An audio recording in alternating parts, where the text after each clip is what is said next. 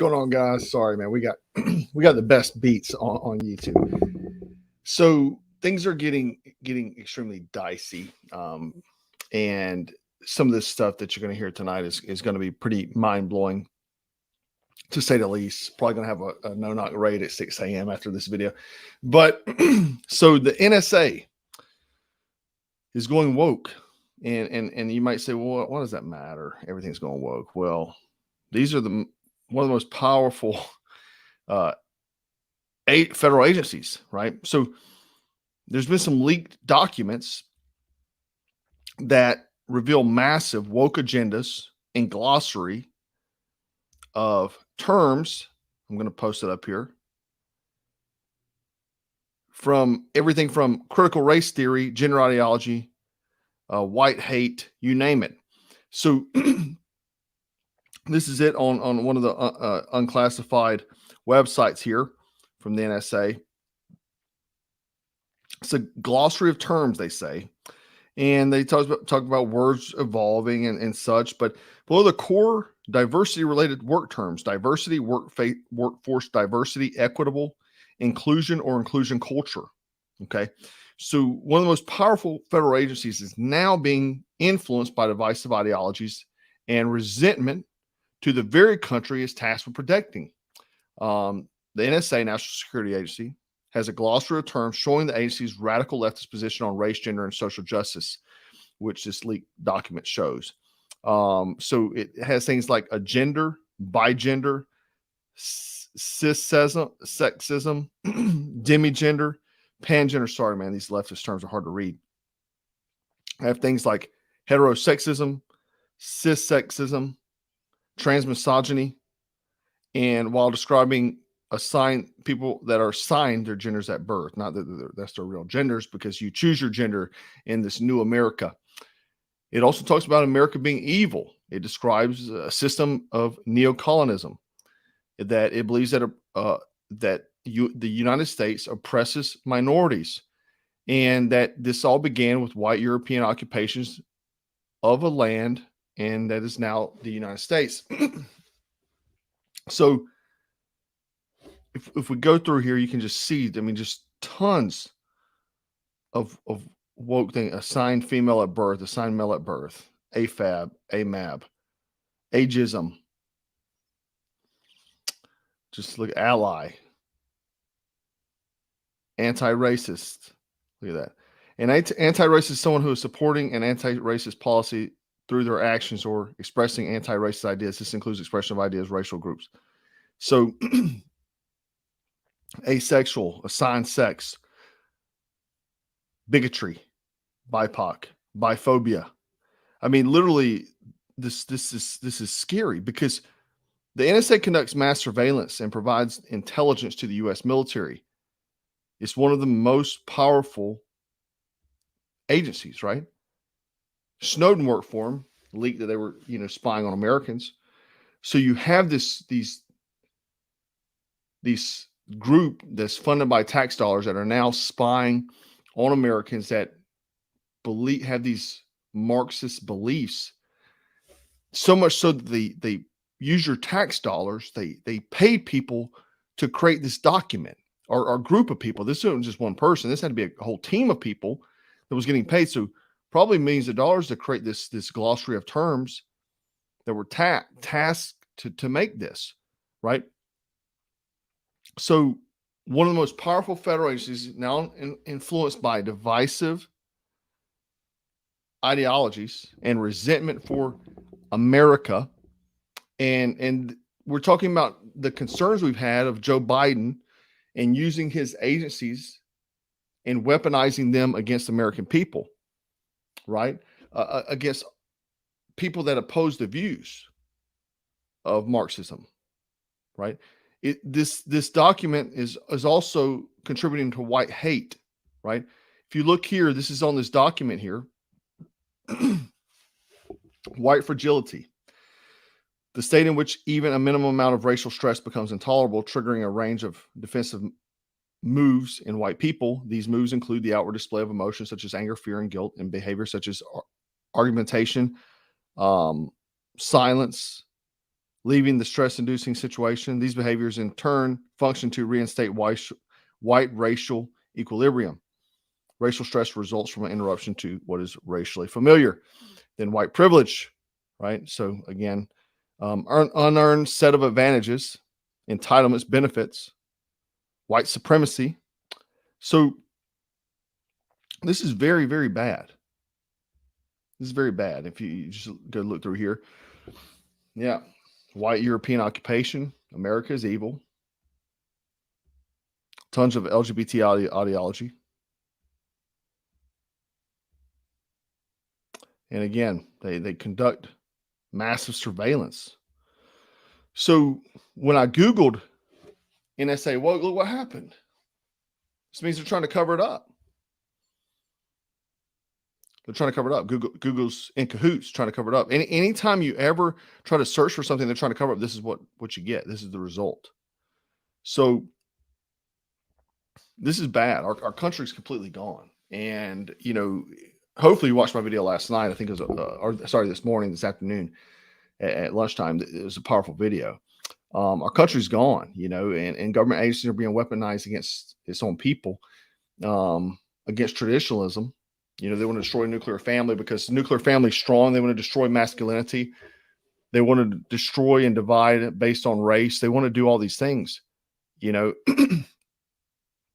and at the hand of just Joe Biden and him trying to get votes and his puppet masters is terrible, and it's scary because you never know. You may post something on Facebook, and the next thing you know, you get a no-knock raid at 6 a.m. by the FBI, and this happened. This is not a conspiracy theory. This happened multiple times, and those people were executed in their homes at 6 a.m. And this is the thing: the internet has been good to some degree. It's helped in a lot of ways. It's also been very bad, and we could go through the list on that and focus on the fact the government uses it for spying. You know, tech companies in cahoots. We know this is not a conspiracy theory. Again, this is something that Elon Musk leaked, that Twitter compiled files and build basically trend analysis to profile you based on your analytics. This is not something made up. This is something that they do. Facebook did the same thing, and they give your information to the government. Now, I've always been an advocate to protect your identity and use security and to remain anonymous online. I think you should remain anonymous. Okay. I take measures to remain anonymous as possible, and I think you should too. There was one YouTuber years ago when I first started, and he had people showing up at his house right and left, and that's why he quit. He was fairly large. When I started 10 years ago, he had 100,000 followers, which is pretty incredible at that time. That's like having millions now. And people were showing up at his house, right? And so he wound up getting off YouTube because of that, because he made a few videos threatening people and saying that I'm going to wind up, you know, harming one of you for entering my property. And then there was another YouTuber a few weeks ago. Someone tracked his house, posted his place online, right? Tim Pool had his house shot up, right? Someone did a drive-by on it. So I've always been an advocate for that. Stay anonymous as possible. Do everything you can. Tell very little about yourself. People are always asking questions. I tell very little. I want you to be in the dark. I don't want you to know anything about me. I don't want to be found. And so I think you should do the same thing. Don't post pictures of your children. Keep your profiles private unless you're running some type of business. You know, just try to remain anonymous as possible. However, Nikki Haley is advocating for you to have all your data placed online, right? Now let me say this too real quick before I go forward. A lot of people say, well, don't be on the internet. Now, this is the thing, we're in an information war. I think it's very powerful that we must use the internet to fight the war. And I'm not saying you need to make content. You need to put yourself out there, but use other people's. Use mine, chop mine up, post it if you want to. You know what I'm saying? Use other people's. Post the facts. That way we can fight against these things they claim misinformation, because we use it as a tool to get the information out there, because this is information war. He's just like the other day, I seen a photo pop of a Bill Clinton getting a massage, look to be, I think, what I believe from the title was from at Epstein's Island from a young girl. And the thing is, 20 years ago, you'd never even known that happened. But having the ability to post and share this stuff online, but the government wants to stop you from doing that. They want to know who you are, right? But if people are already out there and already have their profiles online, you can have anonymous profiles. That's fine, right? Or use people like me, who's a moron, and we put ourselves out there. Use our content to post these facts out there. You can chop it up, make your own videos and things like that. I don't really care. But Nikki Haley is advocating to have all your data online. She's not the only one, but I do want to play this clip from Tucker Carlson had Candace Owens on, and he spoke about this and hear what she had to say on this. A woman who is running for president, Nikki Haley, explaining that because of these attacks on October 7th, the rest of us need to register with the government in order to express our opinions online. Here she is. Every person on social media should be verified by their name. First of all, it's a national security threat. When you do that, all of a sudden people have to stand by what they say, and it gets rid of the Russian bots, the Iranian bots, and the Chinese bots. And then you're going to get some civility when people know their name is next to what they say. So Nikki Haley's not her real name, of course. It's a pseudonym. And so she's not even using her real name and telling us that we have to register with the government under our real names in order to give our opinions. It's fashion. So yeah, anyway, why this hits close to home is, whether you know this or not, Nikki Haley was the governor of my state, and she also is from my town. She did not grow up in my town, but she lived in my town, and her family currently does. So, and they had a business here in my town as well called Exotica. It was like a clothing store, and I have a friend that actually worked for her. So know her quite well. And when I lived downtown, when I was going to college, I ran around the governor's mansion. Me and my wife did all the time when she was in college. She were in college and go running around the governor's mansion because my apartment was right there. So I've seen her tons, been in restaurants with her multiple times. And again, she's from my town. And a lot of what I'm about to tell you now happened within my town.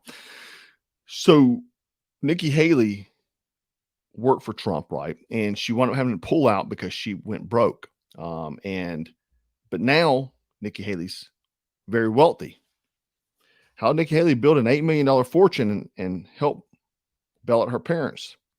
So again, in this article here by Forbes, she left Washington because she went broke trying to help fund her parents' lifestyle. So her parents had owned the Exotica clothing company here in my town. And it wound up going under, as well as some kind of, properties they had bought. They bought a strip mall in my town and a home. But going through this, her parents owned over $1 million and were in danger of losing their Lexington, South Carolina home. Right. So her parents, again, from my town, they live in my town. She had loaned them hundreds of thousands of dollars in the past with her husband. He was in the military, he's like National Guardsman. She could not solve her parents' problems because she only had $100,000 in her bank account. Not that Forbes is saying only, like that's something like common or something.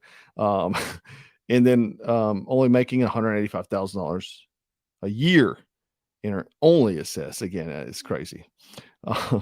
For working for Trump.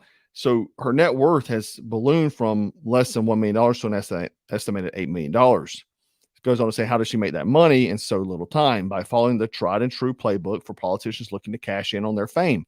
Speeches to companies like Barclays and organizations such as the Center for Israel and Jewish Affairs provided more money in a day than Nikki Haley had earned an entire year.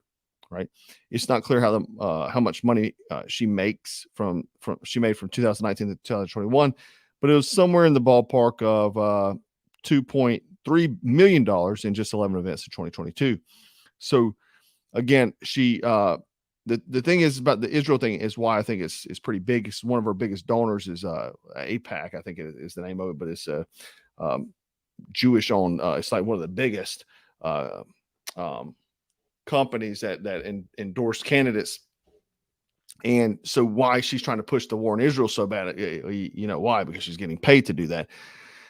So her parents, goes on in this article, They bought a 5,500 square foot home in Lake Murray. Lake Murray is right down the street from me. Lake Murray is where a lot of the wealthy people live. Okay. And so they bought it in 2000 for $1.15 million.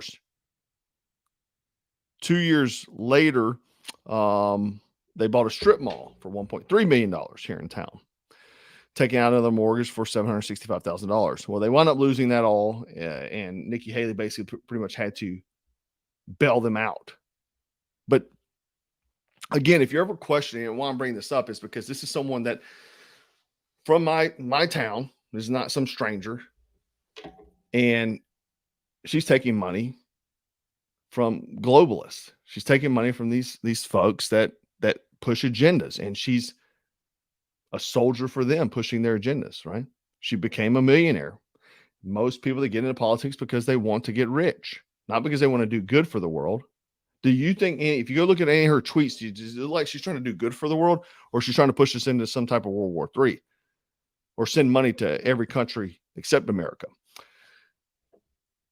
But the thing is that she's wanting to make it where your information has to be online, right? Because the Russian bot, safety and security, that's what it always is. It's always safety and security. They want your information online so that way they can track you, more tracking. Giving the government more control is never a good idea. And anyone who says they're Republican and running for a Republican seat, that's a lie. You can't want the government to have more power, more control over you, right? Europe is actually working on that at this moment with a European digital identity. So the EU digital identity wallet, as you see here from their website, in the form of apps allowing citizens to digitally identify themselves, store and manage identity data in official documents in a digital form. These may include a driver's license, medical prescriptions, and educational qualifications. Again, more control. What happens? You post something online, all of a sudden your license is suspended, or maybe your prescriptions don't get refilled. Medications you need to survive, right? Then you see this post here.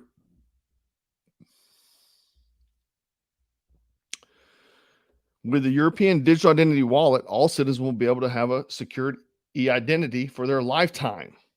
So you can't get rid of it. The wallet has the highest level of both security and privacy. There's the magic words. Anytime they say safety and security, run. What they're trying to do is control you. So it goes even further than that, though. This is really going to blow you away. Wait for it. NHS to track people's kettles and fridges to reduce avoidable admissions. Why? For safety.